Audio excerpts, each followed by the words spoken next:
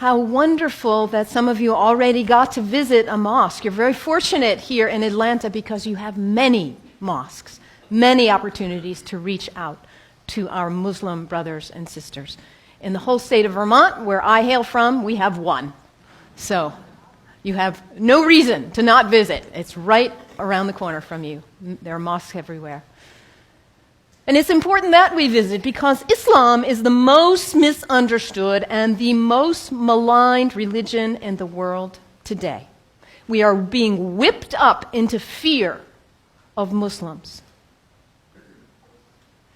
And when we are afraid, we're stupid, actually. We're operating out of just that reptilian part of our brain. When we're afraid, we don't have access to our higher functionings, our whole self, the power of the knowledge in our hearts, our whole being. We're resigned to a small place of living. Ali, the son-in-law of the Prophet, says, people are afraid of what they don't understand. So my hope today is to share with you a little bit about what I love about Islam in order to invite you to a place of more understanding and less fear. Islam is very practical. If you are looking for insights about how to live a good life, how to be a good person, Islam has wonderful gems to offer to you. One of the things I love most about Islam is that it invites us to be concerned about what is the most important thing in life. To get our priorities straight. What is it for you?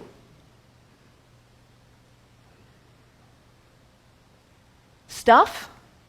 Money? Power, prestige, family, kindness, service, love, art, compassion. What is it for you? If you get nothing else out of today, take that one question and live into it. And if you don't know the answer yet, find out. What is it for you? What's most important?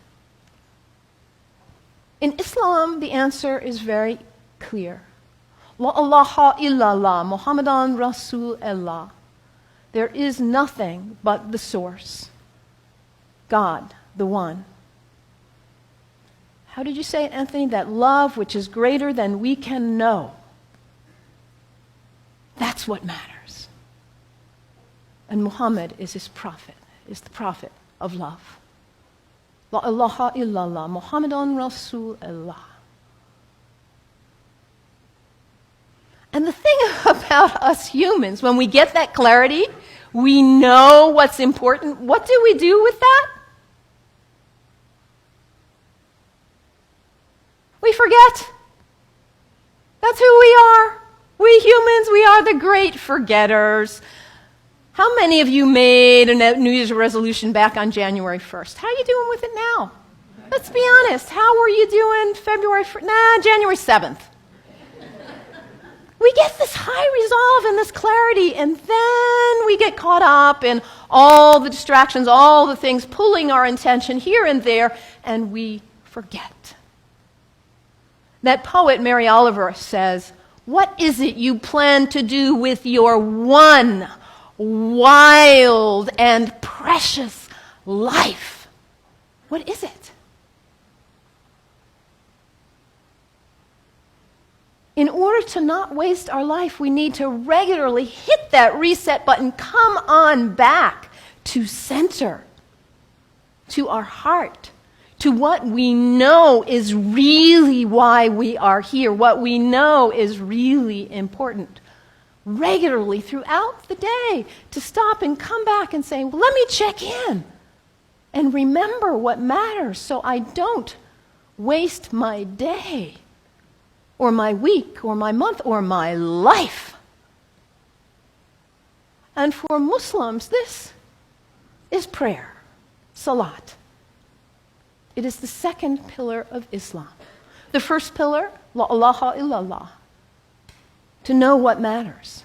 And the second pillar is to hit that reset button in order to regularly come back to center and remember what really matters. And for Muslims, this is not an activity in the head. It's an activity of the whole body. Allah Akbar, Allahu Akbar. Bismillah ar-Rahman ar-Rahim. Alhamdulillah, Rabbil Alameen. Ar-Rahman ar-Rahim. Malik Yawmiddin. Iyyaka na'budu wa iyyaka nasta'in. As-siratal mustaqim. Siratal ladhina an'amta 'alayhim. Ghayril maghdubi waladdallin. Amin. Allahu Akbar. Allahu Akbar. Allahu Akbar.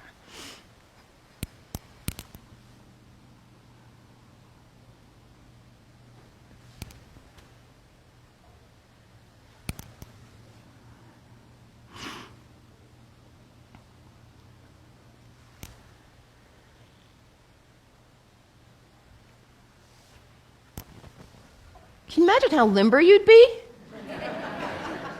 if you did that 17 times a day? And it's done in the direction of Mecca, northeast, more or less.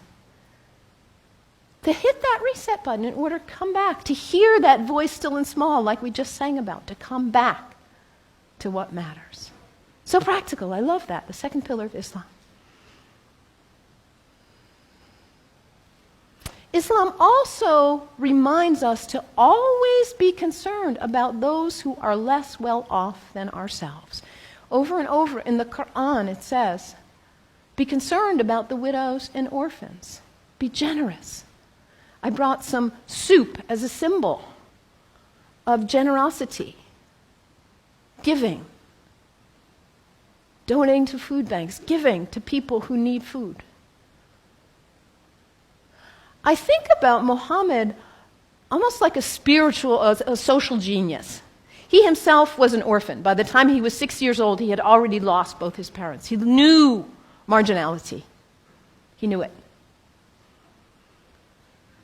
And what happens when there is imbalance in a society where there are some who have a lot and some who don't have enough? What happens here?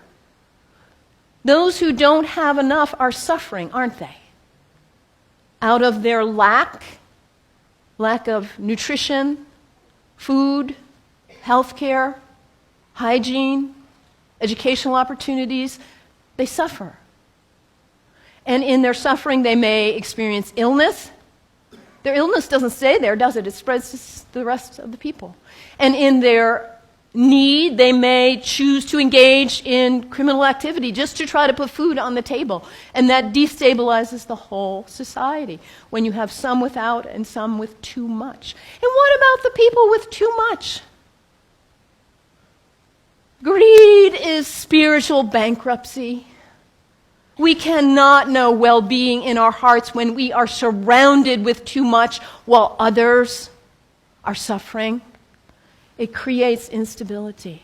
And Muhammad, peace be upon him, he was a spiritual genius, saying, let's bring it back into balance. Let's give. Let's be generous. And this is the third pillar of Islam, zakat, generosity. I love that about Islam. And I love, too, that Islam invites us to take a break from our habits. We humans, we're habitual creatures. We just are. We do something once, we do it again, we just do. How many of you are sitting in the same seat you always sit in today? That's okay, nothing wrong with that. We're creatures of habit. And if the habit's a good one, like brushing your teeth, wonderful. It strengthens you. Your habits can raise you up to give you strength and clarity to live your life on purpose with integrity. Or your habits can pull you down.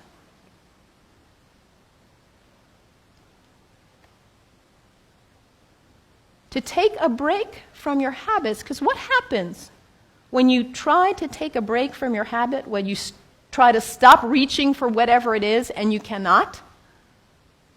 What is it for you? Coffee? Sugar? Alcohol? Drugs? Sex? Shopping? Your cell phone? Your tablet? Gossip? What is it for you, this behavior that you're caught in? You know it's not worthy of your best self, and yet there you are. It's addiction, isn't it? When we can't stop reaching for it, we can't stop doing it. And yet your life is so valuable, you matter. And to live your life on purpose and to cultivate the habits that raise you and strengthen you so you can be your most beautiful, best, loving, caring, giving self. So to take a break from your habits so you see who's in the driver's seat in your life. And put yourself back in the driver's seat. Whatever it is for you. There are other people in this room who have also struggled with addiction in this way and who have overcome it. You can get help. You can do it. Your life matters. It's valuable. This is the next pillar of Islam, fasting. Fasting not just from food, but fasting from other activities and behaviors as well. And when we fast from food in particular, and it says over again and again in the Quran, fasting is good for you if you only knew. Because we put too much in our bodies, don't we? We stress them. We overeat and put junk. And we don't honor the beauty of ourselves. And also, when we fast, hunger is not a theory in the head, it's an experience in the body when we fast from food, that feeling. And then when you see somebody else on the street who is begging, it's not a theory. You feel empathy because you know what hunger feels like. It's harder to close your eyes and walk right on by. Muhammad, that spiritual social genius, to create harmony and stability in society. The fourth pillar of Islam, fasting, taking a break from your habits. So practical, I love it. And I also love about Islam that it encourages us to take a break from our location, to travel with intention, to recognize the power of space, the sacredness of space, and how the greats who have walked on this earth have blessed the earth with their presence, their breath, their thoughts, their actions. I know you are on the verge of a major decision about this sacred space for you. You have made this place sacred by your presence here. And as you perhaps choose to move on, you will perhaps make a new place sacred by your use and your love. The earth is sacred. Our places are sacred. And when we travel with intention, we are changed by it. This is the fifth pillar of Islam, pilgrimage. And for Muslims, the pilgrimage is to Mecca, which none of us will probably go there. But where is pilgrimage for you? My last name is Kennedy. My family is Irish. My parents have gone to Ireland. My mother says there are no words to express what it is like to walk in that place of our ancestors, of the great Celtic saints and sages. It may not be Ireland for you or Mecca, but where is it for you? Anybody been to Walden? The place where that great book was written? It's a place of pilgrimage for many of us. Anybody been to Transylvania? A place of pilgrimage for many of us. And what happens when we go? We leave our usual haunts. We travel with intention. We let ourselves be changed, be opened by new experiences, new interactions. And we come back and we are not the same. We look at our lives and we say, why was I doing that?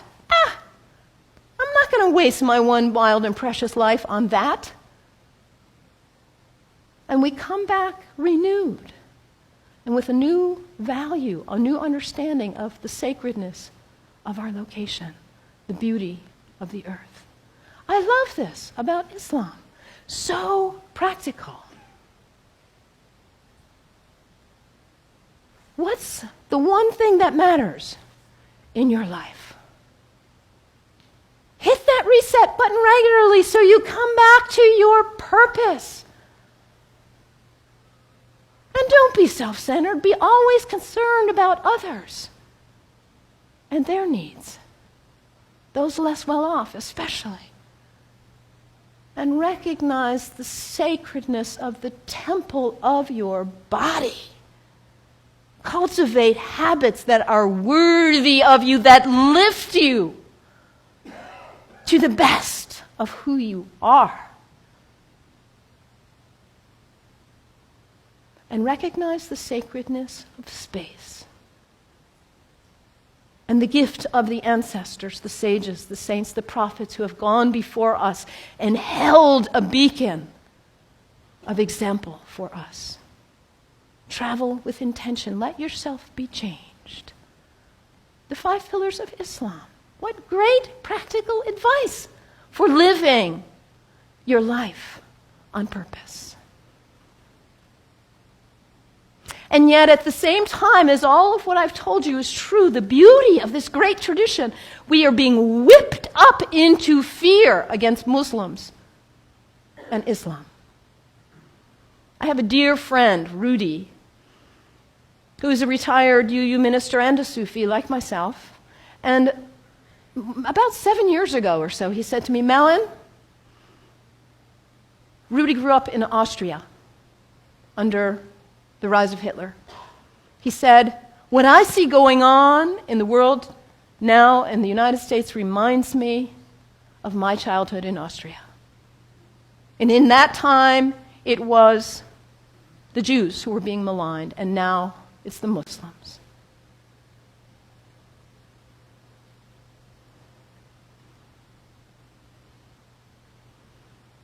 Hermann Goering, the right-hand person of Hitler, a Nazi. In the Nuremberg trials, he said something like this: the people do not want war. That's a given. But the people can be brought to the bidding of their leaders. It works the same in all countries, whether it's a dictatorship, a democracy, socialist, doesn't matter. All you have to do is convince the people they are under attack, make them afraid, condemn the pacifists for being unpatriotic, and the people will come to the bidding of their leaders. We're in the midst of such a time. People are afraid of what they don't understand. I implore you, do not fall for this ruse.